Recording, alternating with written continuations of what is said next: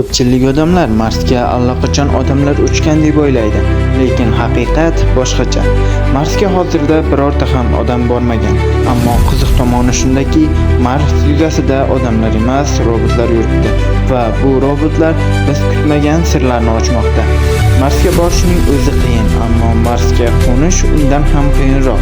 Olimlar hatto buni shunday atashadi: kosmosdagi 7 daqiqalik dahshat. Sababi shundaki, apparat Mars atmosferasiga kirishiga faqat 7 daqiqa kerak bo'ladi. Tezlikni keskin kamaytirish, yonib ketmasligi va oxirida yumshoq qo'nishi uchun kerak. Shu sababli Mars missiyalarining yarmiga yaqini muvaffaqiyatsizlikka uchragan. 1960-yildan beri insoniyat Marsga 60 dan ortiq kosmik apparat yuborgan, ammo ulardan ko'plari yo Marsga yetib bormasdan, yo qo'nishda halokatga uchragan.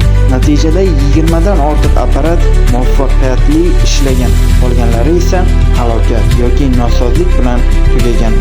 Bu esa Marsni o'rganish eng qiyin sayyoralardan biri ekanligini ko'rsatadi.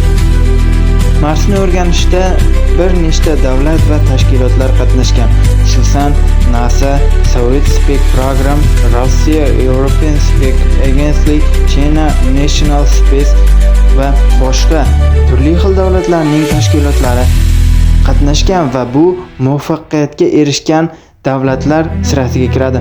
Lekin shu davlatlarning ichida eng yaxshi tashkilotlardan biri bu NASA hisoblanadi. Hozirda esa eng bir faktni aytib o'taman.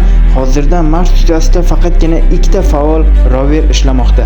Ya'ni o'sha aytgan hamma apparatlarimning ko'plari kuyib ketgan va atiga qolgan apparatlar bu 2 dona faol rover ishlamoqda. Bu Curiosity rover, Perseverance rover. Bu robotlar Mars yuzasida yurib, toshlarni tahlil qiladi, tuproqlarni o'rganadi va sayyoralarning tarixini tekshiradi. Ya'ni bu sayyoraning o'tmishini haqida ma'lumotlarni izlanishda davom etmoqda. Bundan tashqari Mars orbitasida ham bir nechta apparatlar aylanyapti. Ko'plab apparatlar esa vaqt o'tib ishdan chiqib ketgan. Sabablari quyosh panellarining chang bosib qolishi, sovuq harorat, xususan Marsda sovuq harorat -60 gradusgacha borishi mumkin. Energiya tugashi yoki texnik nosozlik. Marsdagi chang bo'ronlari esa ba'zan butun sayyorani qoplay oladi. Shunday bo'ronlardan biri hatto mashhur rover Opportunity roverni o'chirib qo'ygan. Shunga qaramay bu apparatlar Mars haqida juda muhim kashfiyotlar qildi. Masalan, Marsda qadimgi suv oqimlari bo'lgan, ba'zi joylarda esa qadimiy ko'l izlari topilgan. Mars tuprog'idan murakkab organik molekulalar ham aniqlangan. Yaqinda esa Mars ichki tuzilishini o'rgangan Incision Lander sayyorasida Mars zilzilalari ham bo'lishini ko'rsatgan. Demak, Mars hali ham ko'plab sirlarni yashirib turibdi. Hozirda u yerda faqat robotlar borgan, ammo olimlar rejasiga ko'ra kelajakda odamlar ham Marsga uchishi mumkin va ehtimol insoniyat tarixidagi eng katta kashfiyot hali oldinda bo'lishi mumkin. Marsda hayot izlari bormi? Bu savol javobi hali ham Qizil sayyorada yashirin.